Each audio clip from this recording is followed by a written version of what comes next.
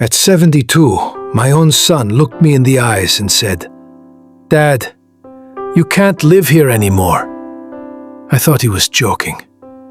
But what happened next changed my life forever. I never imagined that the hardest day of my life would come long after retirement. Not when my wife passed away. Not when I had my first heart surgery. Not even when I lost the house I had spent 30 years paying for. No. The hardest day came on a quiet Tuesday morning, just 3 weeks after my 72nd birthday. My son looked me straight in the eyes, took a deep breath, and said words I will never forget. "Dad, you can't live here anymore." For a moment, I honestly thought he was joking. I even smiled, but he didn't. His face stayed completely still. No anger, no tears, just guilt. Behind him, my daughter-in-law stood silently with her arms crossed, avoiding my eyes. The house suddenly felt smaller. The air felt heavier. I looked down at the cup of coffee in my hands. It was shaking, not because it was hot, because my hands wouldn't stop trembling. My name is Thomas. I'm 72 years old. I worked for 46 years as an electrician in Ohio. I never became rich, but I paid every bill. Never missed a mortgage payment. Never asked anyone for help. I believed that if you worked hard, loved your family, and kept your promises, life would take care of you. The first few weeks felt like a blessing. Every morning, I woke up to the sound of my 2 grandchildren downstairs. Emma was 10. Noah had just turned 7. Every afternoon, they rushed through the front door after school. "Grandpa!" They would wrap their little arms around me before even taking off their backpacks. For the first time since Margaret passed away, the house felt alive again. I made pancakes every Saturday morning. I helped Noah build model airplanes. Emma loved hearing stories about how her grandmother and I met at a county fair back in 1973. She asked me the same question almost every night. "Grandpa, was Grandma really as kind as everyone says?" I always smiled. She was even kinder. Those moments healed a part of my heart I thought was gone forever. But little by little, things began to change. It started with small comments. Nothing that seemed important. David would say things like, "Dad, maybe leave the TV off during the day. The electric bill has gone up." Or, "Could you keep your room a little quieter? Sarah works from home." I understood. It wasn't my house anymore. So I apologized. Every single time. Then one evening, I overheard something I was never supposed to hear. Sarah didn't know I was standing in the hallway. "This isn't working anymore." "David, I know. We have no privacy. The kids are becoming too attached. And honestly, everything is more expensive now." Then she quietly said, "Maybe it's time your dad found somewhere else to live." I stood there, completely frozen. I wanted to believe I had misunderstood. Maybe they were talking about someone else. Maybe I only heard part of the conversation. That night, I barely slept. The next morning, I acted as if nothing had happened. I made breakfast, packed Noah's lunch, walked Emma to the school bus, and smiled through every second. Because sometimes, parents pretend they're okay, just so their children don't have to feel guilty. For the next few weeks, I tried to become invisible. I stayed in my room. I ate less. I watched television with the volume almost muted. I stopped inviting the grandchildren to play because I didn't want anyone to think I was causing trouble.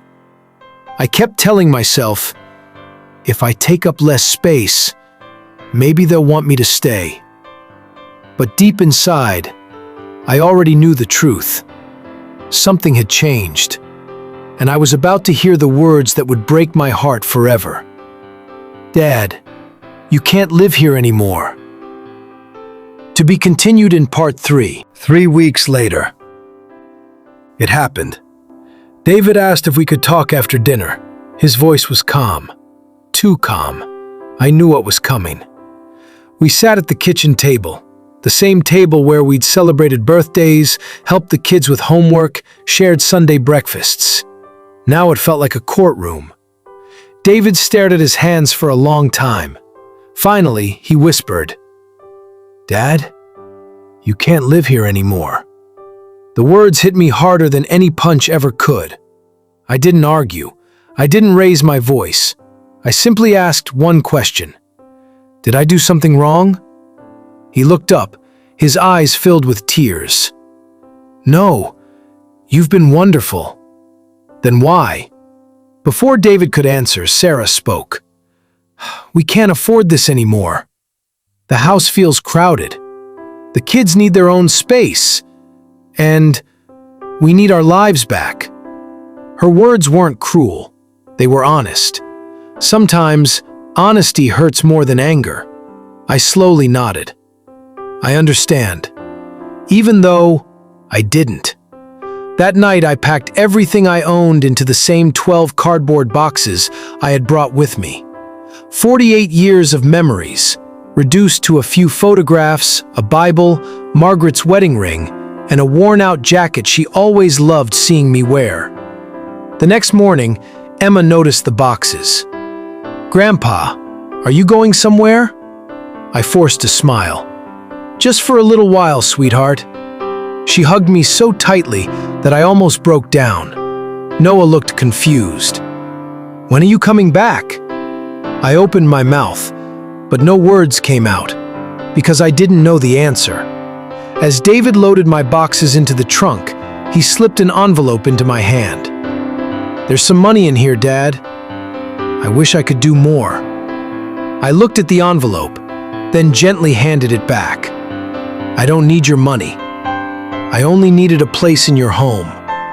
He began to cry. So did I. He hugged me before I got into the car. For a brief moment, he wasn't a grown man. He was my little boy again, the one who used to hold my hand crossing the street, the one I promised I would always protect. As the car pulled away, I looked back one last time. Emma and Noah were standing at the front door, waving. They thought Grandpa was coming back. I prayed they would never know the real reason I left. Part 4. David dropped me off at a small extended stay motel on the edge of town. "It's only temporary, Dad," he said. "We'll figure something out." I smiled and nodded. We both knew those words were meant to make him feel better, not me. The room was clean but empty. One bed, one chair, one tiny window overlooking a parking lot. I placed Margaret's framed photo on the nightstand. For the first time in years, there wasn't a family photo beside it.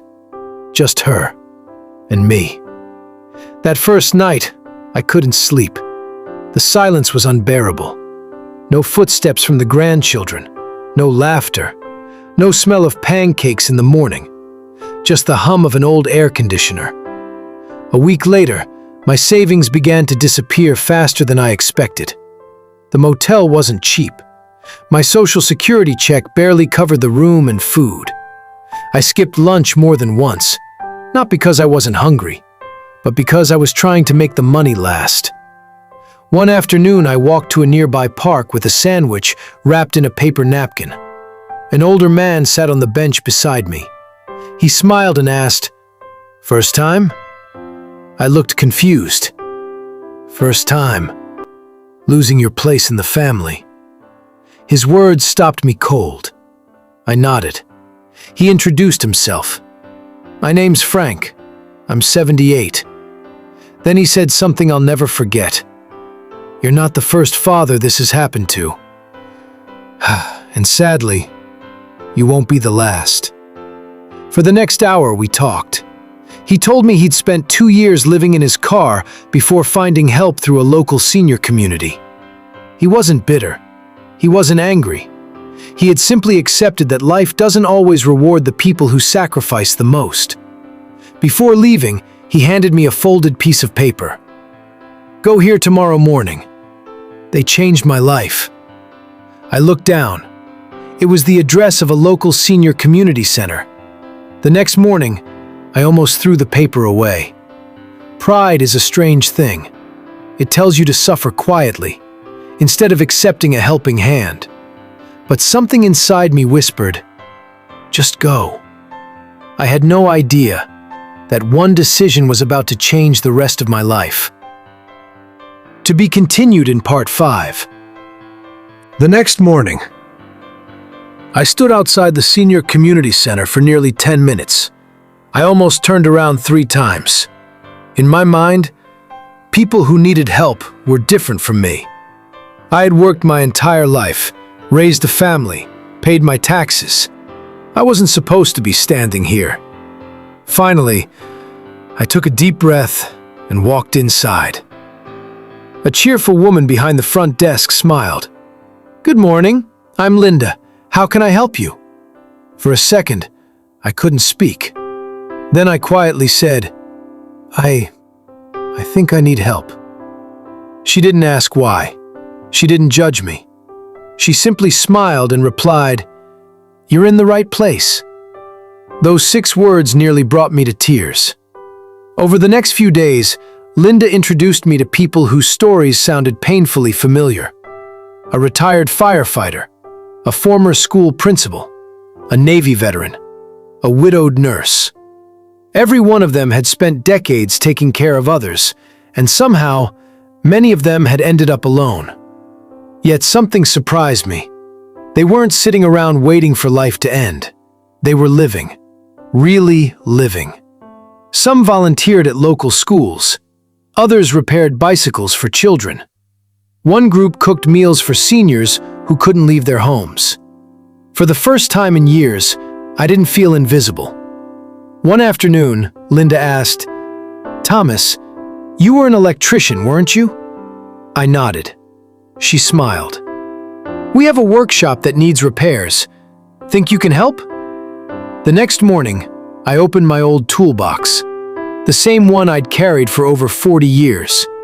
As I tightened the first loose wire, something inside me came back to life. Purpose. People thanked me, not because I was old, but because I was useful. That evening, I looked at Margaret's photo and whispered, "I think I'm going to be okay."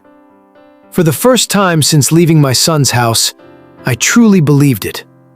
But I had no idea that just a few weeks later, someone would knock on my door and completely change my life again. 3 weeks passed. Life slowly found its rhythm again.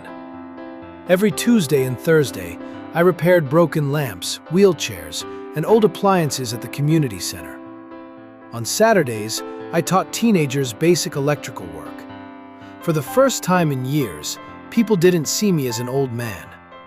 They saw me as someone who still had something to give. Then one rainy afternoon, there was a knock on my apartment door. I opened it and froze. It was David. Standing beside him were Emma and Noah. Emma ran straight into my arms. "Grandpa, we missed you so much." I held her tightly, trying not to cry. David looked different, older, tired, ashamed. He quietly asked, "Dad, can we come in?" We sat in silence for a long moment. Finally, he spoke. "After you left, the house didn't feel like home anymore. The kids cried every night. Noah kept asking when Grandpa was coming back. Emma stopped eating pancakes on Saturdays because she said they only tasted right when you made them." His voice broke. I thought I was solving a problem, but I created a bigger one. Then he looked me in the eyes. "I'm sorry, Dad. I failed you." Tears filled both our eyes. For a moment, I remembered the little boy I used to carry on my shoulders. The boy who believed his father could fix anything. I smiled gently and said, "Son, I forgave you the day I left, because that's what parents do. We don't stop loving our children, even when our hearts are broken. David reached into his pocket. This time, I'm not here to ask you to leave. I'm here to ask if you'll come home. I looked around my small apartment. Then I looked at the photos on the wall, the friends I'd made, the life I'd rebuilt. I smiled. I'll visit every weekend. I'll make pancakes. I'll spoil the grandkids. But this, I looked around my little home. This is where I belong now. David nodded. He understood. Sometimes love doesn't mean moving back. Sometimes it means moving forward. As they left that afternoon, Emma hugged me one last time and whispered, "Promise you'll never disappear again." I kissed her forehead. I promise. Because home isn't always the place you live. Sometimes, home is simply the place where you're wanted. The end. Moral: growing older doesn't make you less valuable. Every person deserves love, dignity, and a place where they truly belong.